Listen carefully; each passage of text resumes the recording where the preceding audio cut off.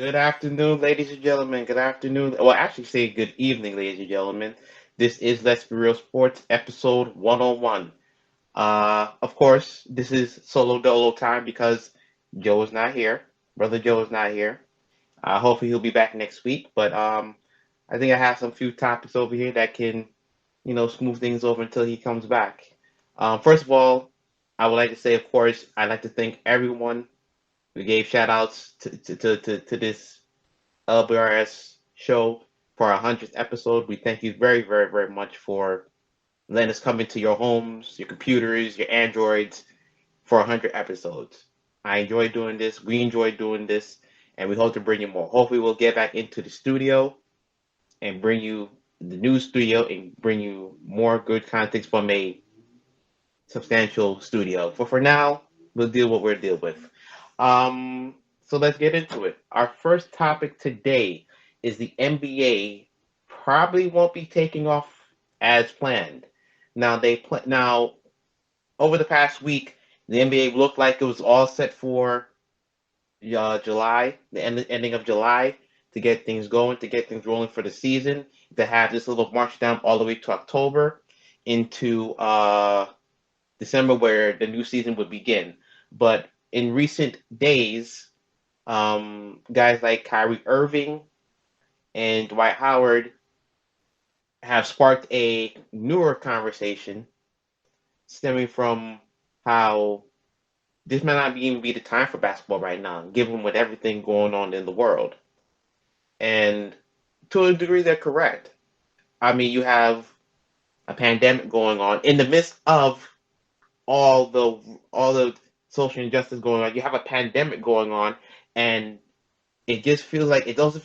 To me personally, it doesn't feel right. Do I want to see NBA basketball again? Of course I do. Who doesn't want to see? I see all my friends on so all types of social media wanting to see NBA basketball again. But you really have to really look at it from standpoint like, man, on one end, these players have to protect their families from getting the virus or whatever the case may be. They have to protect their families, and they're taking a risk by even going down there in the first place to go down to Florida and play in that bubble, so to speak. And it is a really scary thought.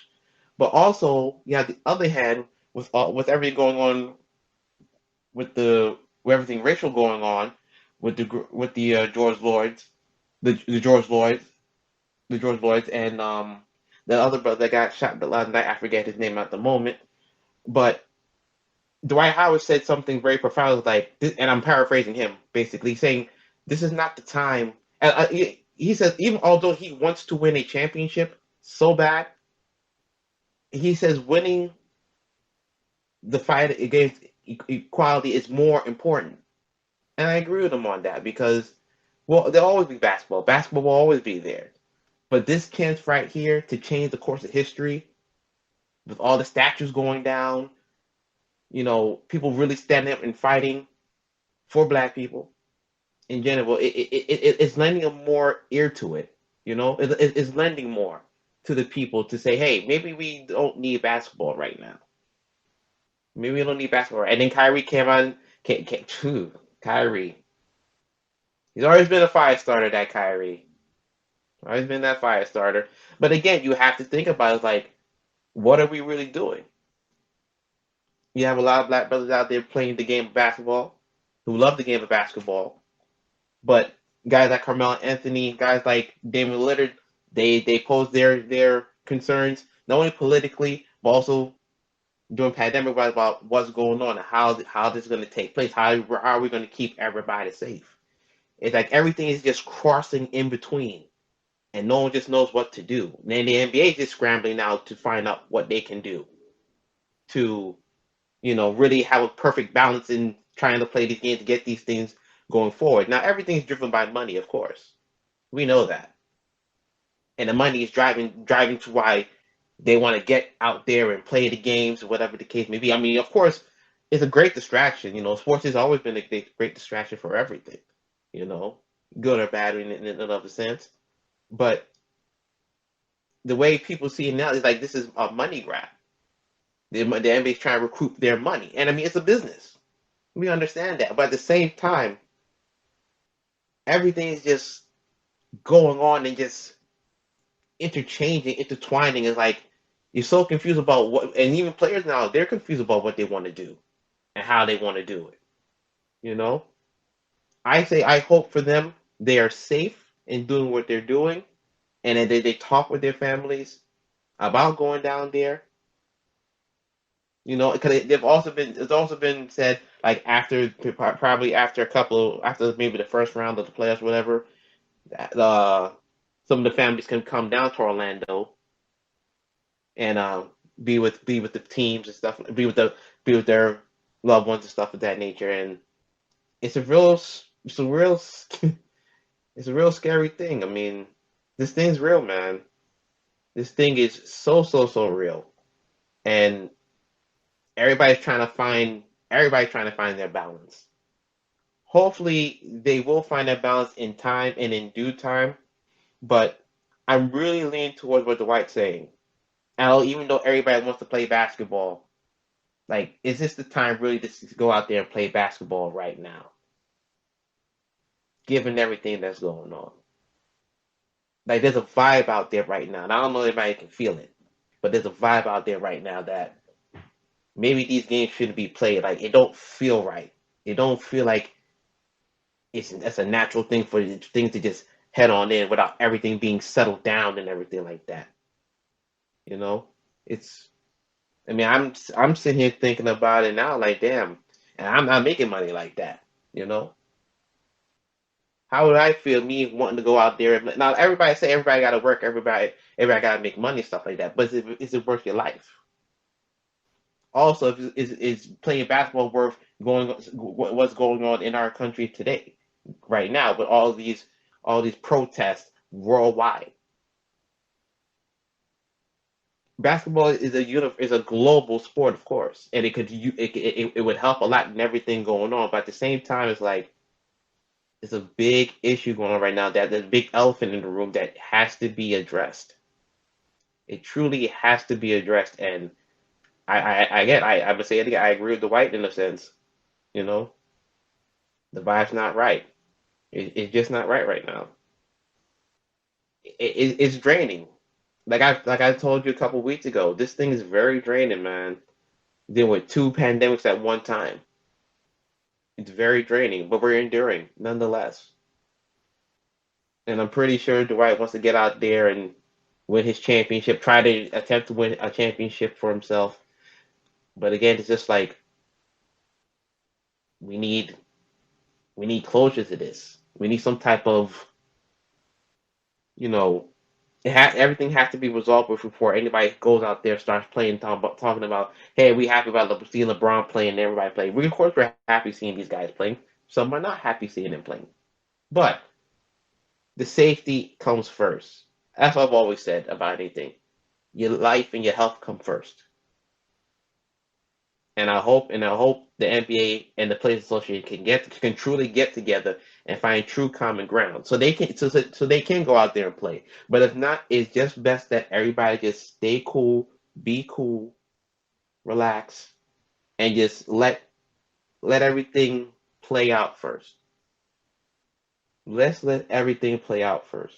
Because the last thing you want is someone getting affected, or dealing with some type of other racial thing that might go like blast this thing way out the water now that it already is already. You know. So I truly hope cooler heads prevail in all this, and I hope these guys can really get out there and hopefully get something together. You know. It's a strange time we live in, folks. A strange time we live in. But again, you gotta push through. You gotta push through.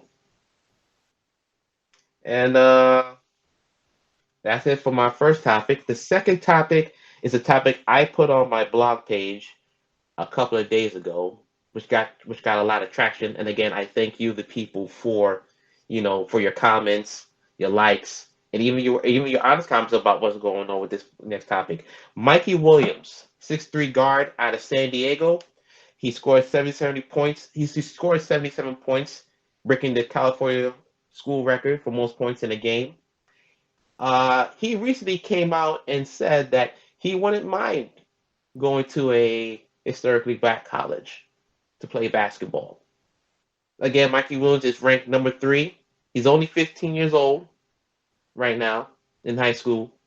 But the fact that he would even bring about going to a historically black college is very intriguing because you don't see it at all. With big time NCAA March Madness and everything going on, a lot of historically black colleges they don't see this type of exposure. And for a historically black college to go get this type of a caliber or talent of player, it would change the paradigm. Now, I've heard people say since I posted this, like if it's only him and no one else, it's just like it's really nothing. But I always say, it only takes one. It only takes one guy to change the whole paradigm shift, because this is big. This is big. I mean, his mother went to Hampton University, as a matter of fact, who really put that in his brain a little bit. But like I said, and I always tell people this, he's only 15. A lot of things can change in 3 years, as we've seen so far, unfortunately. But a lot of things can change in 3 years.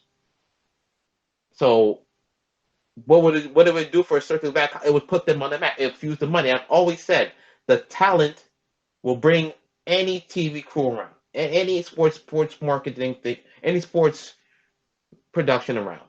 ESPN, Fox Sports. If you have the talent, if you have that type of talent, they will come, no matter where you are. I look at a guy like John Morant. This guy was nice with Zion, and he played with Zion. But Zion got the top bill because he could leap, he could jump, he had a little Jimmy. But John Morant was that point guard that you were like, oh snap, he's there, but you didn't notice that first until he went to Murray State. And then you saw him on Murray State is not a big time school, of course, but his talent got got the school on TV. Literally got the school on TV, and he just changed everything from there. So if John Morant, who wasn't even a thought, can do that, Mikey Williams, who is a top 3 prospect right now, can really start to move the chain and bring the money back into the black colleges around this country. It's not far fetched as people may seem. Now a lot of people will say, well, they're not Duke, they're not Kentucky, Michigan State, or quote unquote, I've heard some people say they don't have the money to get them. Now, this is not blue chips. I know Zion's going through some blue chips type of situation right now with the boosting and the money and all that stuff. But we would hope that is not the case. But then again, people are not dumb. They see what's going on, and somebody's gonna get caught up in that shit anyway. Who's gonna take the fall for all that? Who knows? But Mikey Williams is setting a precedent. And listen, Mikey Williams can start recruiting right now if he really wants to. If he really wants to be that true pioneer, he can recruit guys going from the all top 5 through the top 10, and get these guys to come and get them to come to the historic black college, to put money back in the historic black colleges who need this type of exposure, who would love to get this type of exposure. It'd be a great thing. It'd be an awesome thing. It can happen. It can really, really, really change the way we see college sports. And I know there's a lot of detailing, like, yeah, right, whatever, but you got to try. Listen, the Fab Five got together. They recruited each other, and the world of college basketball shifted around Michigan. Granted, again, there was scandal behind it, whatever, but it happened. Hopefully, scandal does not follow these guys.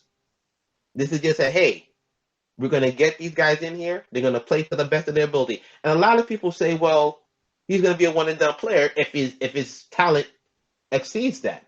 Well, true, but you gotta look at this also. The NCAA in Florida, I did. I think in Florida now, I believe they passed a law to help to get these players paid in Florida, and also have it in California as well. So before long, everybody's gonna be getting paid. The G League's playing top billing right now. They have a few players who foregoing college and going straight to the G League, but everybody's not a G League player. Everybody's not a G League player. So you got to take that into consideration. If Mikey does this and he decides to go to the black college, he might be there for 1 year, he might be there for 2 years. Because remember, back in the day, if you got somebody, you got them for 3-4 years. And I believe Tim Duggan was the last true 4-year star guy to really stay 4 years in college and really blossom and groom his game out. Now these days, this is more like a microwave. College basketball is like a microwave league now. Like if you're super good, you're one and done. Boom, you're in the league already. 1, 2, 3. You got 1 year and you're done. We knew Zion wasn't coming back for his second year. That was BS. We knew that. Even when he got injured, there was a chance, maybe he would stay back and, do a second year, but that wasn't happening. Injury or not, he wasn't going to stay. With Mikey, it might be a little bit different. Like I said, he can recruit the players. Hey, listen, at this point, in the NCAA might as well start paying these players now anyway. Cut all this amateurism out. It's farce. It's a farce. Pay these players. And you have a system where, because eventually they're going to have to team up with the G League anyway, because college basketball cannot end up losing the top talent to the G League, and they have no product out there to put out there in the first place. It's going to look very bare, and people, like I said, people respond to talent. They just respond to talent. And you got to put the talent out there on the floor for them to want to come spend money, come see your school and see these guys play. They come and see these guys play, which is even more of an incentive to pay these guys. These guys are coming out there risking their life and limb out there for the school. School's making millions and millions and millions and millions of dollars. And these kids can't get nothing. They're on that room and board thing. It ain't going to work like that forever. At some point, the levee's going to break, and the levees are starting to break now because 2 states already have agreed to, hey, we'll pay you. It's okay to get paid. We're not going to sanction you. We're not going to suspend you or anything like that. And eventually, all the colleges around the country are going to do that, and it's going to divide it up a little bit. The top schools might become their own conference, and the rest of schools might have their own conference. It's going to get wild and crazy. But while Mikey Williams is out there, and as long as there's a branch extended to the solid black colleges, there's a chance for it to happen, for them to get that money, to get that, notoriety going on. And it might trailblaze a whole set of players to come to these historically black colleges and finally get something suitable for them. See, March Madness is usually the proving ground for everything, but of course you don't have March Madness this year, and this is why this is all coming about now. It's crazy how things just come about in the way, exposing things out there left and right. But for Mikey, I would tell Mikey, I think he should do it. I think Mikey should do it. Why not? Why not you? Hey, even if you go there for 1 year, you bet your bottom dollar, other kids will look at it like, hey, if he can do it, I can do it. I can actually do it even better. It can raise the level of who's going there. And eventually, maybe a top recruit, the number 1 recruit, might end up going to a historically black college. Switching the paradigm shift again. It's not on the realm of possibility, folks. It really is not. I wouldn't mind seeing it. Now, I know a lot of schools, they go out there, they get paid to go play against these schools for 1 year. But why not have the schools come play you instead? Why everybody got to go to Duke? Why everybody got to go to UNC? Why everybody go to Kansas, Oklahoma, Villanova? Why they all got to come up there and get paid for them, get paid a little bits of money for the TV time, but they can sit there and just garner all the revenue and have the teams come down to them? Because everybody wants exposure at the end of the day. Every school in the country wants exposure. To get this school into that top tier school, like, yeah, we gotta come here. We have to come here and make it happen. So I'm gonna be very intrigued. In 3 years' time, hopefully he sticks with the path. If not, again, he's a kid. He's saying this as a kid. Everybody has a right to change their mind about everything. He's a young man. He has a lot of options out there. So much options out there for him basketball wise. He can go overseas for all we know and say, "F all that, I'll go overseas. Play on my time and come back, head right to the draft." LaMelo did it, and LaMelo right now is a very high prospect coming out. You know, Mikey could go to the G League and start making money there. I mean, it's a lot of options for this kid. I'm happy that he has these type of options to begin with. You know, as most of those kids in the top 10, they have their options of doing what they want to do with their basketball careers going forward. But I would strongly suggest for them also, hey, look into it. You never know. And like I said, it's not like college football or college. Like college football is different. You feel me? College football, you got mad more scholarships, and like there's only a certain amount of teams you can really go to who have that cash pull, that cachet pull. In college basketball, the talent pool is pretty baseline flat. You don't have to always go. You always have to go to the top school per se. You don't always have to go to the top school. And there's a lot of guys. There's a slew of guys who didn't go to the top schools. Dame Lillard, you know, he didn't go to the top school. I'm trying to think of another one. CJ McCollum, he didn't go to the top school. Ben Wallace, NBA champion, he didn't go to the top school. He wasn't that scoring type of all world player too, but he was playing defense. He got rebounds and eventually helped the team win the championship. And he came from a small school, so it's not all around the possibility that this cannot happen. But hopefully, and again, hopefully he makes the jump, and I just want to see the excitement around it, the build, the the essence of it all. Like it would just be a groundbreaking thing. It can transcend a lot of things happening in college sports, and in college basketball for that matter. It would be a great, great, great, great thing, and I hope he actually goes out there and he does it. God damn, this shit is hard to do talking to yourself. I hope y'all still out. I hope y'all still out there with me. I know I'm babbling on, but I'm doing my best here. But I feel strongly about what I wrote in my piece for the blog. And again, I'd like to thank all of you guys for your comments. And like I said before, if you comment on something, I will be there to comment with you. I'm not one of those that sit there and just leave y'all ghosted and stuff like that. I'm gonna be there commenting with y'all. Okay? And also, and I forgot to do this on the last show because there was a fight night. There was UFC fights that happened about a week or two ago. Aljamain Sterling, shout out to him from Long Island, New York. He won his fight, and he has a chance now to win a UFC title. The first Jamaican-born to win a UFC title, possibly.